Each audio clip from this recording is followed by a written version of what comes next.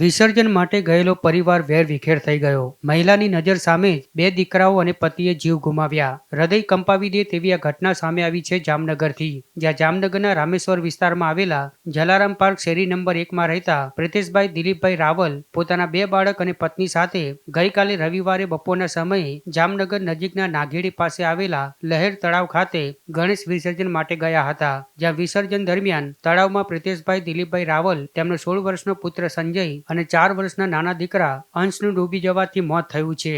આમ પત્નીની નજર સામે જ પતિ અને બે બાળકોના મોત થતા પત્ની પર આપ તૂટી પડ્યું છે અને સમગ્ર વિસ્તારમાં અરેરાટી વ્યાપી ગઈ છે. જોકે અત્રે એ પણ ઉલ્લેખનીય છે કે જામનગર મહાનગરપાલિકા દ્વારા આ પ્રકારની દુર્ઘટનાઓ ટાળવા અને પર્યાવરણની રક્ષા માટે દર વર્ષની માફક આ વર્ષે પણ 2 જગ્યાએ કૃત્રિમ વિસર્જન કુંડની વ્યવસ્થાઓ કરવામાં આવી હતી અને અન્ય જગ્યાઓ પર ગણેશ વિસર્જન ન કરવા મનાઈ ફરમાવી હતી. છતાં કમભાગી પરિવાર લહેર તળાવ ખાતે વિસર્જન માટે ગયો હતો અને સમગ્ર પરિવાર વેરવિખેર થઈ ગયો હતો.